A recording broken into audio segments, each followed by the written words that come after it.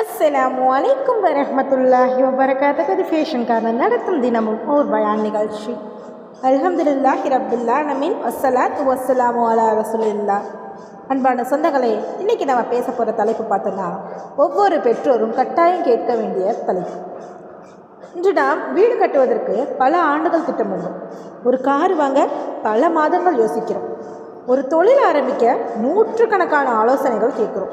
ஆனால் ஒரு குழந்தையை எப்படி வளர்ப்பது என்பதற்காக எத்தனை பேர் குர்ஆனை திறந்து பார்த்துருக்கிறோம்? எத்தனை பேர் நபிகள் நாயகம் ஸல்லல்லாஹு அலைஹி வஸல்லம் அவங்களுடைய வாழ்க்கையை படிக்கிறோம்?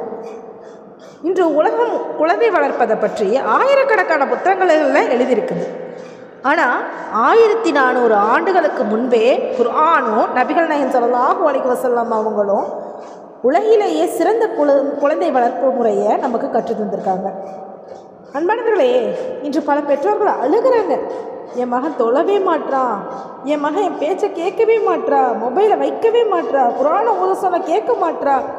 ஆனால் ஒரு கேள்வியை நமக்குள்ளே நாமே கேட்டு பார்க்க வேண்டும். அவனுக்கு தொழுகையை யார் கற்றுக் கொடுத்தார்? அவளுக்கு குர்ஆனை யார் அறிமுகப்படுத்தினார்? வீட்டில் தொழுகையை முதலில் பேணியவர் யார்? ஏனென்றால் குழந்தைகளை நாம் சொல்வதை கேட்டு வளர்வதை விட நம்ம வாழ்கிறதை பார்த்து தான் வளர்கிறாங்க. ஒரு தந்தை ஃபஜருடைய தொழுகைக்காக எந்திரிச்சாங்களா, அதை பார்க்கும் குழந்தை ஒரு நாள் தானாகவே எழும். ஒரு தாய் தினமும் குர்ஆனை ஓதி கொண்டிருந்தாங்கன்னா அதை பார்க்கும் மகள் ஒரு நாள் குர்ஆனை நேசிக்க ஆரம்பிப்பாள். அதனால தான் குழந்தை வளர்ப்புங்கிறது வார்த்தைகளால் அல்ல, வாழ்க்கையில் கற்றுக் கொடுக்கறது. குழந்தைகள் யார் இன்று பலர் சொல்கிறாங்க, இது என் பையன், இது என் பொண்ணு. ஆனால் குர்ஆன் நமக்கு என்ன சொல்கிறது? அவங்க அல்லாஹ் நம்மிடம் ஒப்படைத்த ஒரு அம்மானிதம். அந்த அம்மானிதத்தை எப்படி வளர்த்தோம், என்ன கற்றுக் கொடுத்தோம், எந்த சூழலில் வளர்த்தோங்கிறத பற்றி மறுமை நாளில் நமக்கு அல்லாஹ் கேட்பான். அன்பானவர்களே, ஒரு குழந்தைகளுக்கு நாம் விட்டு செல்லும் மிகப்பெரிய சொத்து என்ன தெரியுமா? வீடு இல்லை, நிலம் இல்லை, பணம் இல்லை, ஈமான். ஈமான் இருந்துச்சுன்னா அந்த குழந்தைக்கு அவன் ஏழையாக இருந்தாலும் அவன் வெற்றி பெற்றுவான். ஈமான் இல்லைன்னா உலகம் முழுவதையும் பெற்றாலும் அவன் உண்மையான வெற்றியாளன் அல்ல. அதனால தான் நபிகள் நாயகம் ஸல்லல்லாஹு அலைஹி வஸல்லம் அவங்க என்ன சொல்லி கொடுத்துருக்காங்க? முதல்ல குழந்தைகளுடைய இதயத்தில் ஈமானை விதைத்திருக்கிறாங்க, பிறகு ஒழுக்கத்தை கற்றுக் கொடுத்துருக்காங்க, அதுக்கு பிறகு தான் வாழ்க்கையை கற்றுக் கொடுத்துருக்காங்க. இன்று நாம் நேர்மாறாக செய்கிறோம். முதல்ல ABCD, பிறகு பள்ளி, பிறகு கல்லூரி, பிறகு வேலை, இவையெல்லாம் முடித்த பிறகு தொழுன்னு சொல்கிறோம். ஆனால் நபிமார்களுடைய வளர்ப்பு அப்படி இல்லை. அவங்களுடைய முதல் பாடம் என்ன? அல்லாஹ்வை அறிந்து கொள். அன்பானவர்களே, இந்த பயானில் நாம் எந்த உளவியல் நிபுணரையும் பின்பற்ற போகிறதில்ல, எந்த நவீன கோட்பாட்டையும் பேச போகிறதில்ல. நாம் குர்ஆனை பற்றி பேச போகிறோம். நான் நபிகள் நாயகம் ஸல்லல்லாஹு அலைஹி வஸல்லம் அவங்களை பற்றி பேச போகிறோம். நாம் நபிமார்களையும் சஹாபாக்களையும் பின்பற்ற போகிறோம். ஏனென்றால் அவர்களை விட சிறந்த பெற்றோர்கள் இந்த உலகத்தில் யாரும் இல்லை. இன்ஷா அல்லாஹ் இந்த பயணத்துடைய முதல் சம்பவமாக நபி இப்ராஹிம் அலைஹி வஸல்லம் அவங்க தன்னுடைய மகன் நபி இஸ்மாயில் அலைஹி வஸல்லம் அவங்கள எப்படி வளர்த்தாங்கங்கிறத பார்ப்போம். என்னோட சொந்தங்களே, குழந்தை வளர்ப்பை பற்றி நம்ம பேசுகிறப்ப குர்ஆன் நம்மளுக்கு முதல்ல நினைவூட்டும் குடும்பங்களில் ஒன்று தான் நபி இப்ராஹிம் அலைஹி வஸல்லம் அவங்களுடைய குடும்பம்.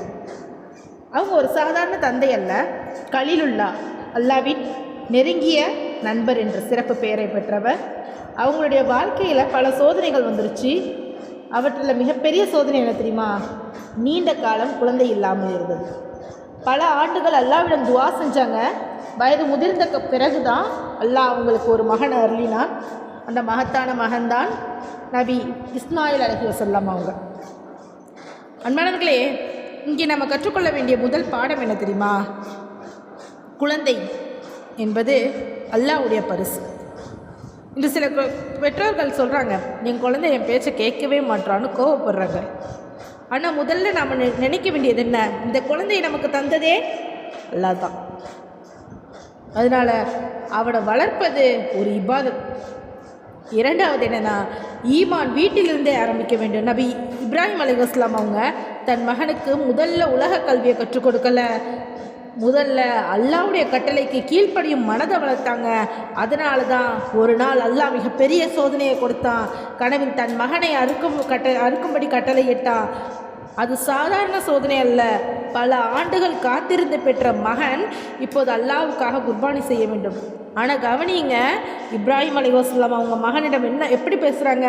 என் அன்பு மகனே, நான் உன்னை அறுப்பதற்காக கடவுள் கண்டேன். இதை பற்றி நீ என்ன நினைக்கிறாய்? இது குர்ஆனில் வரும் அழகான உரையாடல். ஒரு கட்டளையை சொல்லவில்லை, ஒரு மிரட்டல் இல்லை, மகனுடைய மனதையை மதித்து பேசுகிறாங்க. இன்றைய பெற்றோர்களுக்கு இது ஒரு பெரிய பாடமாக இருக்குது. நான் சொன்னேன் நீ செய்யினே என்பதற்கு பதிலாக உன் கருத்து என்ன, இதை பற்றி என்ன நினைக்கிறேன் என்று பெற்றோராக மாற வேண்டும். அப்போது குழந்தைகள் பெற்றோரிடம் மனத்திறந்து பேச ஆரம்பிக்கிறாங்க. நபி இஸ்மாயில் அலைஹிஸ்ஸலாம் அவங்க என்ன சொன்னாங்க தெரியுமா? என் தந்தையே, உங்களுக்கு கட்டளையிடப்பட்டதை செய்யுங்கள். அல்லாஹ் நாடினால் என்னை பொறுமையாளர்களில் ஒருவராக காண்பீர்கள். சுப்ஹானல்லாஹ். இந்த பதில் ஒரு நாளில் வரல, பல ஆண்டுகளாக ஈமானோடு வளர்க்கப்பட்ட குழந்தையோடைய பதில் தான் இது. அன்பானவர்களே, ஒரு குழந்தை 15 வயதில் திடீரென நல்லவனாக மாற மாட்டான். அவன் 5 வயதில் என்ன கட்டுறான், 7 வயதில் என்னத்தை பார்த்தா, 10 வயதில் யாரை பின்பற்றினா, அதுதான் 15 வயதில் வெளிப்படும். உங்கள் குழந்தைகளுக்கு பணம் சேர்க்கறதை விட ஈமானை சேர்த்து வைங்க. வீடு கட்டுறதை விட அவனுக்கு இதயத்தில் அல்லாஹ்வுடைய பயத்தை காட்டுங்க. உயர்ந்த பள்ளியை சேர்ப்பதை விட அல்லாஹ்வுடைய பாதையில் நடக்க கற்றுக் கொடுங்க. அப்போது உலகமும் அவனுக்கு கிடைக்கும், ஆகிரத்து அவனுக்கு கிடைக்கும். அன்பான சொந்தங்களே, நபி இப்ராஹிம் அலைஹிஸ்ஸலாம் அவங்களுடைய ஒரு நல்ல மகனை உருவாக்கவில்லை, ஒரு நபியை உருவாக்குனாங்க. ஏன் தெரியுமா? ஏன்றா அவங்க உலக வெற்றியை விட அல்லாஹ்வுடைய திருப்தியை முதல்ல கற்றுக் கொடுத்தாங்க. இன்று நம்முடைய வீடும் இப்ராஹிம் அலைஹிஸ்ஸலாம் அவர்கள் போன்ற தந்தையும் இஸ்மாயில் அலைஹிஸ்ஸலாம் போன்ற குழந்தைகளையும் உருவாக்க வேண்டும். அதற்காக அல்லாஹ் நம் அனைவருக்கும் தௌஃபிக் தந்தருள்வானாக. ஆமீன் ஆமீன் யா ரப்பில் ஆலமீன். அடுத்ததாக லுக்மான் அலைஹிஸ்ஸலாம் அவங்க தன்னுடைய மகனுக்கு கூறிய உலகின் மிக சிறந்த பெற்றோர் அறிவுரைகளில் என்னங்கிறத விரிவாக பார்ப்போம். அன்பான சொந்தங்களே, ஒரு குழந்தைக்கு நம்ம எவ்வளவு சொத்து சேர்த்து வச்சாலும் அவன் வாழ்க்கையை மாற்றுவது சொத்து இல்லை, நல்ல அறிவுரை தான். அதனால தான் அல்லாஹ் குர்ஆனில் ஒரு தந்தையுடைய அறிவுரைகள் என்றென்றும் நிலைத்திருக்கும்படி பதிவு செஞ்சுருக்கிறாங்க. அந்த தந்தை தான் லுக்மான் அலைஹிஸ்ஸலாம் அவங்க. இன்று ஆயிரக்கணக்கான பெற்றோர்கள் சொல்கிறாங்க, என் குழந்தை என் பேச்சு கேட்க மாட்டான்னு கவலைப்படுறாங்க. ஆனால் லுக்மான் அலைஹிஸ்ஸலாம் அவங்க எப்படி அறிவுரை சொன்னாங்கங்கிறத பாருங்கள். அவங்க கோபத்தோடு பேசலை, கடுமையாக பேசலை, முதல்ல மகனுடைய மனதை வென்றாங்க. யா புனையா, என் அன்பு மகனே என்று தான் கூப்பிடுறாங்க. குர்ஆனில் அவங்களுடைய ஒவ்வொரு அறிவுரையிலையும் யா புனையா, அதாவது என் அன்பு மகனே என்ற வார்த்தையோடு ஆரம்பிக்கின்றன. எவ்வளவு அழகான அணுகுமுறை! இன்று நாம் என்ன சொல்கிறோம்? எத்தனை தடவை சொல்கிறது, உனக்கு அறிவே இல்லையா? இந்த வார்த்தைகள் குழந்தையுடைய மனதை மூடிடும். ஆனால் அன்பான வார்த்தைகள் குழந்தையுடைய இதயத்தை திறந்துவிடும். அவங்களுடைய முதல் அறிவுரை என்ன தெரியுமா? அல்லாஹ்வுக்கு இணை வைக்காதே. லுக்மான் அலைஹிஸ்ஸலாம் அவங்க முதல்ல சொன்னது படிப்பு இல்லை, பணம் இல்லை, வேலை இல்லை, தௌஹீத். என் மகனே, அல்லாஹ்வுக்கு இணை வைக்காதே. நிச்சயமாக ஷிர்க் மிகப்பெரிய அநியாயம். இதிலிருந்து நம்ம என்ன கற்றுக்கொள்ள வேண்டும்? ஒரு குழந்தையுடைய முதல் பாடம் அல்லாஹ்வை அறிந்து கொள்வதாக இருக்க வேண்டும். அவனுக்கு அல்லாஹ்வின் அன்பை சொல்லுங்கள், அல்லாஹ்வின் கருணையை சொல்லுங்கள். அல்லாஹ் நம்மை பார்க்கிறான், நம்மை நேசிக்கிறான், நாம் துஆ செய்தால் கேட்கிறான் என்பதை சிறு வயதிலிருந்தே கற்றுக் கொடுங்கள். இரண்டாவது அறிவுரை, அல்லாஹ் அனைத்தையும் அறிவான். லுக்மான் அலைஹிஸ்ஸலாம் அவங்க ஒரு கடுகளவு கூட நன்மையோ தீமையோ ஒரு பாறைக்குள் இருந்தாலோ வானங்களிலோ பூமிகளில் இருந்தாலோ அல்லாஹ் அதை வெளிக்கொண்டு வருவான் என்று சொல்கிறாங்க. நண்பர்களே, இது குழந்தைக்கு மிகப்பெரிய ஒழுக்கப்பாடும். அத்தா பார்க்கவில்லை என்றாலும், அம்மா பார்க்கவில்லை என்றாலும், அல்லாஹ் பார்த்து கொண்டு இருக்கிறான் என்ற உணர்வு அந்த குழந்தையுடைய இதயத்தில் வந்து விடுச்சுன்னா அவன் தனியாக இருந்தாலும் தவறு செய்ய மாட்டான். மூன்றாவது அறிவுரை, தொழுகையை நிலைநாட்டுங்க. லுக்மான் அலைஹிஸ்ஸலாம் அவங்க அடுத்ததாக சொன்னது, என் மகனே தொழுகையை நிலைநாட்டு. கவனியுங்கள், தொழுகை என்பது ஒரு பழக்கம் அல்ல, அது வாழ்க்கையுடைய அடித்தளம். இன்று நாம் குழந்தையிடம் பள்ளிக்கு போனியா என்று தினமும் கேட்குறோம், ஆனால் தொழுதாயா என்று தினமும் கேட்குறோமா? நம்ம எதற்கு முக்கியத்துவம் கொடுக்குறோம்? குழந்தைகள் அதற்கு தான் முக்கியத்துவம் கொடுப்பாங்க. 4வது அறிவுரை, நல்லதை ஏவி தீமையை தடுங்க. ஒரு முஸ்லீம் தான் மட்டும் நல்லவனாக இருந்தால் போதாது, மற்றவர்களையும் நல்லதற்கு அழைக்க வேண்டும். அதை சிறு வயதிலிருந்தே குழந்தைகளுக்கு கற்றுக் கொடுங்கள். நண்பன் தவறு செய்தால் அன்பாக திருத்த கற்றுக் கொடுங்கள். 5வது அறிவுரை, பொறுமை. லுக்மான் அலைஹிஸ்ஸலாம் அவங்க சொல்கிறாங்க, உனக்கு ஏற்படும் சோதனைகளில் பொறுமையாக இரு. அன்பானவர்களே, பொறுமை என்பது புத்தகத்தில் படிக்கும் பாடம் அல்ல, அது பெற்றோருடைய வாழ்க்கை பார்த்து தான் வர்றது, குழந்தைகளுக்கு கற்றுக்கொள்கிறாங்க. 6வது அறிவுரை, அகம்பாவம் வேண்டாம். லுக்மான் அலைஹிஸ்ஸலாம் அவங்க மகன்கிட்ட சொல்கிறாங்க, மக்களை அலட்சியமாக பார்க்காதே, பூமியில் தற்பெருமையோடு நடக்காதே. இன்று சமூக ஊடகங்களில் பணம், அழகு, புகழ் இவையெல்லாம் அகம்பாவத்தை வளர்க்கும் காலம். இதனால தான் பணிவை சிறு வயதிலிருந்தே கற்றுக் கொடுக்க வேண்டும். 7வது அறிவுரை, மென்மையான பேச்சு. கடைசியாக உன் குரலை தாழ்த்திக்குள் என்று லுக்மான் அலைஹிஸ்ஸலாம் அவங்க கூறுறாங்க. கத்தி பேசுவது வீரம் அல்ல, மென்மையாக பேசுவது தான் ஒரு முஸ்லீமுடைய அழகு என்று சொல்லியிருக்காங்க. அன்பான சொந்தங்களே, லுக்மான் அலைஹிஸ்ஸலாம் அவங்க மகனுக்கு 7 அறிவுரைகளை மட்டும்தான் கூறினாங்க. ஆனால் அந்த 7 அறிவுரைகள் ஒரு மனிதனுடைய முழு வாழ்க்கையையும் மாற்றக்கூடியவை. இன்று நம் குழந்தையிடம் தினமும் 5 நிமிடங்களாவது அமர்ந்து பேசுவோம், அவங்களுடைய மனதை வெல்வோம், அவங்களுடைய ஈமான வளர்ப்போம். அல்லாஹ் லுக்மான் அலைஹிஸ்ஸலாம் அவங்களுடைய அறிவுரைகளை நம் குடும்பங்களின் நடைமுறைப்படுத்தும் தௌஃபீக்கை நம் அனைவருக்கும் தந்தருவானாக. ஆமீன் ஆமீன் யா ரப்பில் ஆலமீன். அடுத்ததாக நபிகள் நாயகம் ஸல்லல்லாஹு அலைஹி வஸல்லம் அவங்க ஹசன் ரலியல்லாஹு அன்ஹு அவங்களையும் ஹுசைன் ரலியல்லாஹு அன்ஹு அவங்களையும் மற்ற குழந்தைகளிடம் எப்படி அன்பு காட்டினாங்கங்கிறத பற்றியும் அவங்கள எப்படி வளர்த்தாங்கங்கிறத பற்றியும் விரிவாக பார்ப்போம். சொந்தங்களே, இப்போ நம்ம பார்க்க போகிற பகுதி ஒவ்வொரு தாய் தந்தைக்கும் கட்டாயம் கேட்க வேண்டிய பகுதி. ஏனென்றால் உலகத்தில் மிகச்சிறந்த பெற்றோர் யார் என்று கேட்டால் அதற்கான பதில் நபிகள் நாயகம் ஸல்லல்லாஹு அலைஹி வஸல்லம். அவங்க குழந்தைகளை வளர்த்த விதம் இன்று உலகில் மிக சிறந்த குழந்தை வளர்ப்பு முறையாக இருக்கிறது. இன்று சில பெற்றோர்கள் சொல்கிறாங்க, என் குழந்தை மேலே எனக்கு ரொம்ப பாசம், ஆனால் அந்த பாசத்தை எத்தனை முறை நம்ம குழந்தைகளிடம் காட்டுகிறோம். நபிகள் நாயகம் ஸல்லல்லாஹு அலைஹி வஸல்லம் அவங்க ஹசன் ரலியல்லாஹு அன்ஹு அவங்களையும் ஹுசைன் ரலியல்லாஹு அன்ஹு அவங்களையும் அடிக்கடி அரவணைத்தாங்க, முத்தமிட்டாங்க, தோளில் தூக்கி கொண்டாங்க. ஒரு முறை ஒரு மனிதர் இதை பார்த்து, எனக்கு 10 பிள்ளை இருக்கின்றாங்க, நான் ஒருபோதும் அவங்கள முத்தமிட்டதில்லை என்று சொல்கிறாங்க. அப்போது நாயகம் ஸல்லல்லாஹு அலைஹி வஸல்லம் அவங்க சொல்கிறாங்க, கருணை காட்டாதவருக்கு கருணை காட்டப்படாது என்று சொல்கிறாங்க. என்னது, கருணை காட்டாதவருக்கு கருணை காட்டப்படாது என்று. எவ்வளவு ஆழமான வார்த்தை! அன்பை மனதில் வைத்திருப்பது மட்டும் போதாது, அது குழந்தைகள் உணரும் வகையில் வெளிப்படுத்த வேண்டும் அப்படின்னு சொல்கிறாங்க. இன்று பல பெற்றோர்களுக்கு குழந்தைகளுக்காக பணம் சம்பாதிக்க நேரம் இருக்குது, ஆனால் குழந்தைகளோடு விளையாட நேரம் இல்லை. நபிகள் நாயகம் ஸல்லல்லாஹு அலைஹி வஸல்லம் அவங்க ஹசன் ரலியல்லாஹு அன்ஹு அவங்களையும் ஹுசைன் ரலியல்லாஹு அன்ஹு அவங்களோட விளையாடினாங்க, அவங்கள தோளில் ஏற்றிக்கொண்டு நடந்தாங்க. சில நேரங்களில் அவங்க முதுகலை ஏறினாலும் அதை தடுக்கவில்லை. இது என்ன சொல்கிறது? குழந்தையுடைய உலகத்திற்குள் நாம் செல்ல வேண்டும், அவர்களை நம் உலகத்திற்குள் மட்டும் இழுக்கக்கூடாது. ஒரு நாள் நபிகள் நாயகம் ஸல்லல்லாஹு அலைஹி வஸல்லம் அவங்க தொழுகை நடத்தி கொண்டிருந்தாங்க.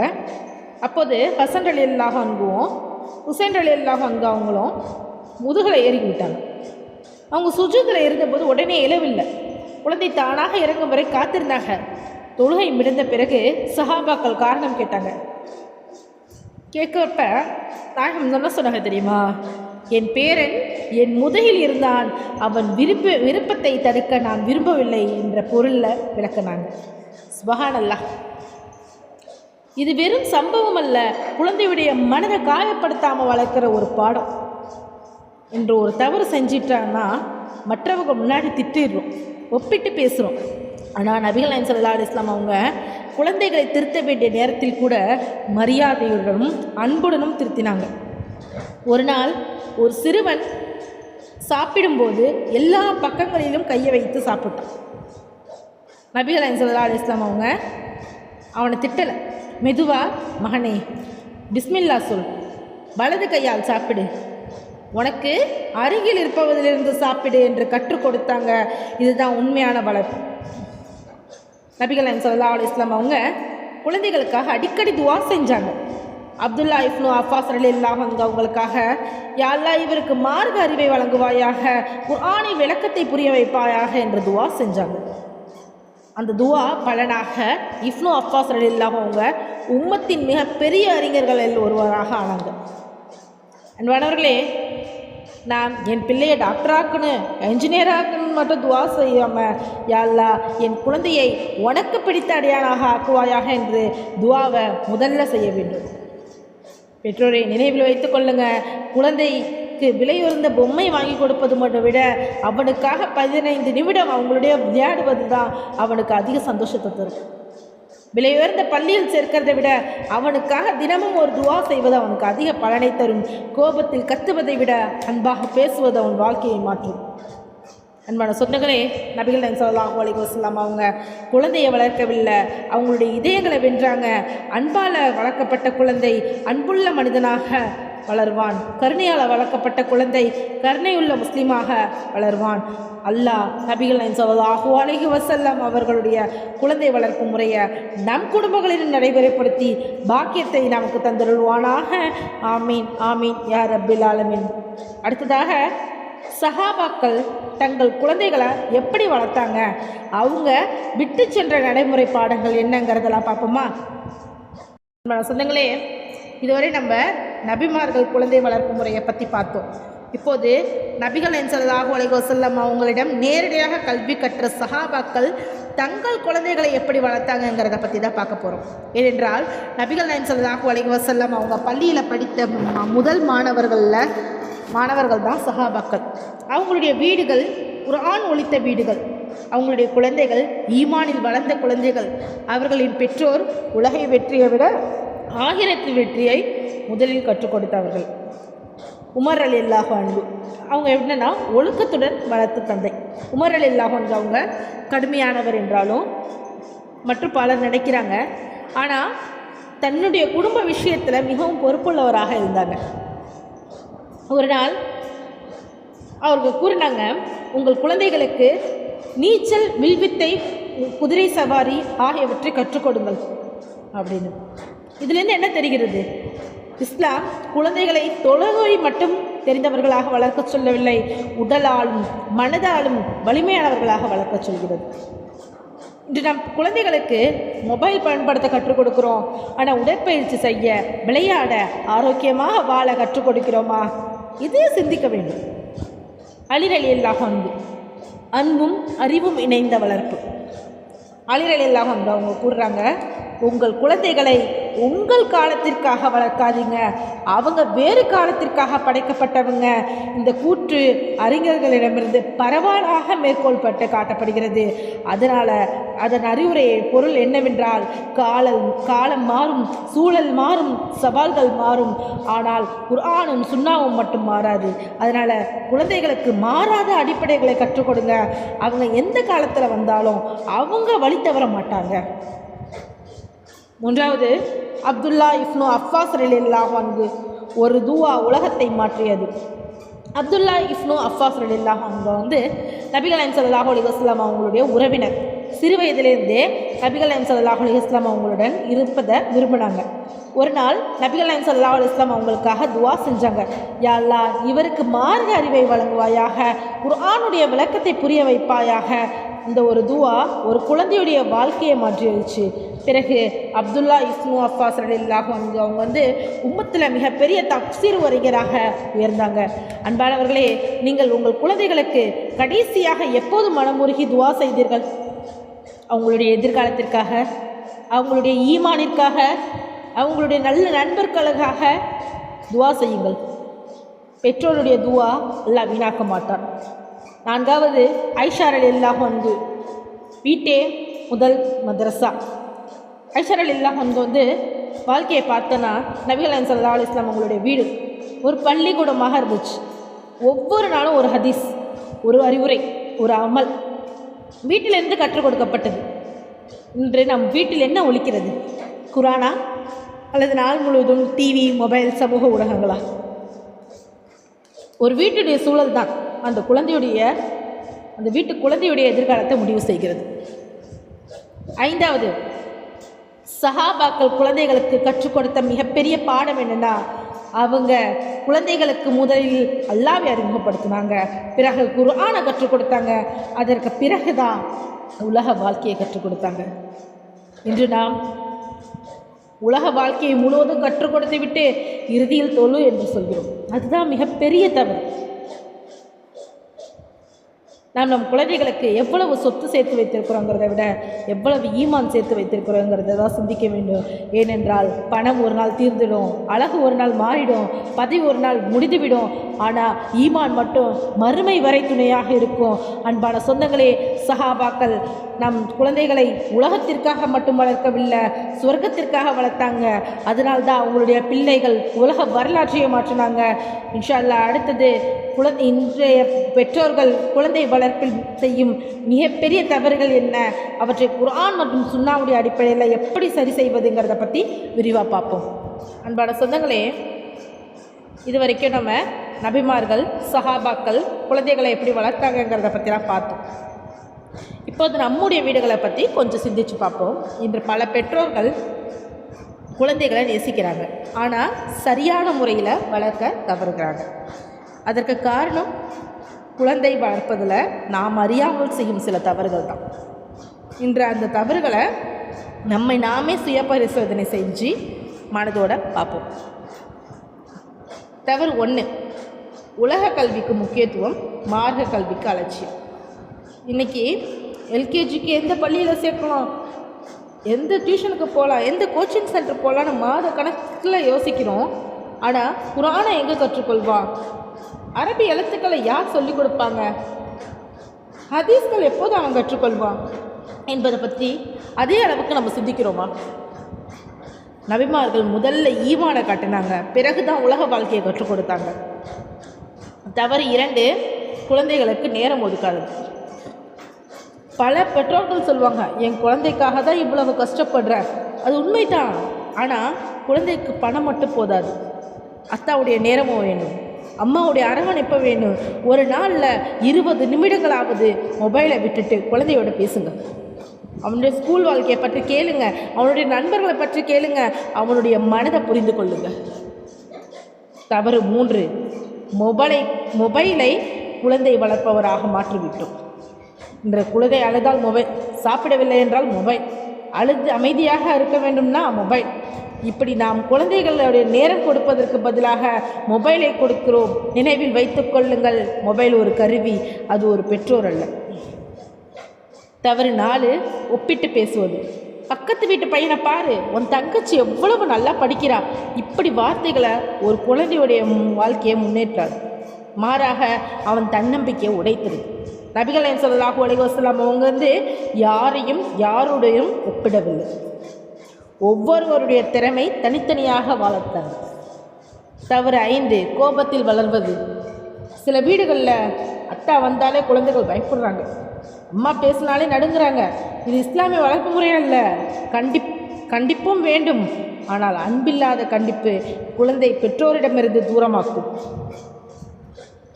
தவறு 6, துவா செய்வது மறந்து விடுவது. நாம் குழந்தைக்காக ஆடை வாங்குகிறோம், புத்தகம் வாங்குகிறோம், மருந்து வாங்குகிறோம், ஆனால் துவா செய்கிறோமா? ஒவ்வொரு தொழுகைக்கு பிறகும் யா அல்லாஹ் என் குழந்தையை நேரான பாதையில் நிலைத்துருவாயாக என்று துவா செய்யுங்கள்.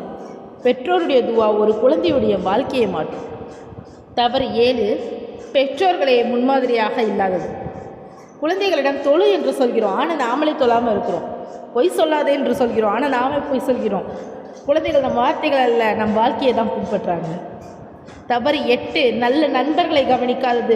ஒரு நல்ல நண்பன் குழந்தையுடைய ஸ்வர்க்கத்தின் பாதுகாப்புக்கு அழைத்து செல்வான். ஒரு கெட்ட நண்பன் அவனை வழித்தர செய்யலாம். அதனால் அவன் யாருடன் பழகிறான் என்பதை அன்போடு தெரிந்து கொள்ளுங்கள். தவறு 9, வெற்றி என்றால் மதிப்பெண் மட்டும் என்று நினைக்காதீங்க. 100 வாங்கினாங்களா வெற்றி, அதுதான் நம்முடைய எண்ணமாகி விட்டுச்சு. ஆனால் தொழாத குழந்தை எவ்வளவு மதிப்பெண் வாங்கினாலும் அது முழுமையான வெற்றி அல்ல. உலக வெற்றியும் வேண்டும், ஆகிரத்துடைய வெற்றியும் வேண்டும். தவறு 10 குழந்தைகளை அல்லாவிடம் ஒப்படைக்காமல் இருப்பது. நாம் எல்லா முயற்சிகளையும் செய்ய வேண்டும், ஆனால் இறுதியில் யா அல்லாஹ் இந்த குழந்தை உன்னுடைய அம்மானிடம், நீயே அவனை பாதுகாப்பாயாக என்று தவக்கலுடன் துவா செய்ய வேண்டும். அன்பான சொந்தங்களே, உங்கள் குழந்தைகளுக்கு நீங்கள் விட்டு செல்லும் மிகப்பெரிய பரம்பரை சொத்து தங்கமல்ல, நிலமல்ல, நல்ல ஈமானும் நல்ல ஒழுக்கமும் தான்.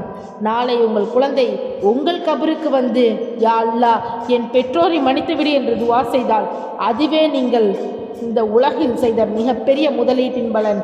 அல்லாஹ் சஹாபாக்கள் நபிமார்கள் வளர்த்ததை போன்ற குழந்தைகளை வளர்க்கும் பாக்கியத்தை நம் அனைவருக்கும் வழங்குவானாக. ஆமீன் ஆமீன் யா ரப்பில் ஆலமீன். அடுத்தது ஒரு மனமுருகும் துவாவோட பார்ப்போம். அன்பான சொந்தங்களே, அல்ஹம்துலில்லாஹ் இந்த நீண்ட பயணத்துடைய இறுதி கட்டத்திற்கு வந்துருச்சோம். இந்த பயானில் நபி இப்ராஹிம் அலைஹிஸ்ஸலாம் அவங்களுடைய வாழ்க்கையை பார்த்தோம், லுக்மான் அலைஹிஸ்ஸலாம் அவங்களுடைய அறிவுரையை பார்த்தோம், நபிகள் நாயகம் ஸல்லல்லாஹு அலைஹி வஸல்லம் அவங்களுடைய குழந்தைகளிடம் எப்படி அன்பு காட்டினாங்க என்கிறத பார்த்தோம். சஹாபாக்கள் தங்கள் குழந்தைகளை எப்படி வளர்த்தாங்கங்கிறத பார்த்தோம். இன்றைய பெற்றோர்கள் செய்யும் தவறுகளை சிந்தித்து பார்த்தோம். ஆனால் இந்த பயானுடைய மிகப்பெரிய செய்தி ஒரே ஒரு செய்தி தான். குழந்தைகளை உலகத்திற்காக மட்டும் வளர்க்காதீங்க, ஆகியத்திற்காகவும் வளருங்க. இன்று நாம் குழந்தைகளிடம் கேட்கிறோம், சாப்பிட்டாயா, படித்தாயா, ஹோம்ஒர்க் முடிச்சிட்டாயா என்று கேட்குறோம். அதெல்லாம் கேட்க வேண்டிய கேள்விதான். ஆனால் கடைசியாக எப்போது இன்று தொழுதியா, குர்ஆன் ஓதுனியா, இன்று அல்லாஹ்விடம் துவா செய்தியா என்று கேட்போம். அன்பானவர்களே, ஒரு நாள் நம்முடைய குழந்தைகள் பெரியவர்களாகி விடுவார்கள், நம்மை விட்டு பிரிந்து தனியாக வாழ ஆரம்பித்து விடுவார்கள். அப்போது அவர்களுடன் நாம் இருக்க முடியாது. ஆனால் அவர்கள் இதயத்தில் அல்லாஹ்வின் பயம் இருந்தால் அந்த ஈமான் அவர்களை தவறான பாதையில் செல்ல விடாது. அதனால் வீட்டில் குர்ஆன் ஒலிக்கட்டும், தொழுகை நிலைநிற்கட்டும், சலாம் அதிகமாக இருக்கட்டும், துவா அதிகமாகட்டும், நபிகள் நாயகம் ஸல்லல்லாஹு அலைஹி வஸல்லம் அவர்களுடைய சுன்னா உயிர்ப்பிக்கப்படட்டும். அப்படிப்பட்ட வீட்டில் வளரும் குழந்தைகள் அல்லாஹ்வின் அருளால் நல்ல முஸ்லிம்களாக வளர்வார்கள். உங்கள் குழந்தைகளுக்காக பணம் செய்வீங்கள், அது தவறில்லை. நல்ல கல்வியை கொடுங்கள், அதுவும் அவசியம். ஆனால் அதோடு சேர்த்து ஈமானையும் சேமித்து வையுங்கள். ஒவ்வொரு இரவும் தூங்குவதற்கு முன் உங்கள் குழந்தைகள் தலையில் கையை வைத்து அவர்களுக்காக துவா செய்யுங்கள். அந்த துவா ஒரு நாள் அவர்களுடைய வாழ்க்கை மாற்றலாம். யா அல்லாஹ் எங்கள் குழந்தைகளை குர்ஆனை நேசிக்கும் குழந்தைகளாக ஆக்குவாயாக, தொழுகையை உயிராக நேசிக்கும் குழந்தைகளாக ஆக்குவாயாக, பெற்றோர்களுக்கு கட்டுப்பட்டு நடக்கும் குழந்தைகளாக ஆக்குவாயாக, தவறான நண்பர்களிடமிருந்து பாதுகாப்பாயாக, ஹராமான விஷயங்களை பாதுகாப்பாயாக, அவர்களின் கண்களை, அவர்களின் காதுகளை, அவர்களின் நாவை, அவர்களின் இதயத்தை பாவங்களிலிருந்து பாதுகாப்பாயாக. யா அல்லாஹ் எங்கள் மகனை உம்மாவுக்கு பயனுள்ள முஸ்லீம்களாக ஆக்குவாயாக. எங்கள் மக்களை ஹயாவும் ஈமானும் நிறைந்த முஸ்லீம் பெண்களாக ஆக்குவாயாக. யா அல்லாஹ் குழந்தைகளுக்காக இயங்கும் தம்பதிகளுக்கு நல்ல சந்ததியை வழங்குவாயாக. வழி தவறி வாழும் குழந்தைகளுக்கு ஹிதாயத்தை வழங்குவாயாக. அவர்களுக்காக கண்ணீர் விட்டு துவா செய்யும் பெற்றோர்களின் துவாவை ஏற்றுக்கொள்வாயாக. எங்கள் குழந்தைகள் நான் இறந்த பிறகும் எங்களுக்காக துவா செய்யும் நல்ல பிள்ளைகளாக வளர அருள் புரிவாயாக. ஆமீன் ஆமீன் யா ரப்பில் ஆலமீன். அன்பான சொந்தங்களே, இந்த பயான் உங்களுக்கு பயனுள்ளதாக இருந்துச்சுன்னா உங்களோடு மட்டும் வைத்துக் கொள்ளாதீங்க, ஒவ்வொரு பெற்றோருக்கும் அனுப்புங்க. ஒரு குடும்பமாவது இந்த பயானால் மாறினால், அந்த ஒரு குழந்தையாவது அல்லாஹ்வுடைய பாதையில் திரும்பினால் அதுவே இந்த முயற்சியுடைய மிகப்பெரிய வெற்றி. அல்லாஹ் இந்த முயற்சியை முழுமையாக ஏற்றுக்கொள்வானாக. அஸ்ஸலாமு அலைக்கும் வரஹ்மத்துல்லாஹி வபரகாத்துஹு.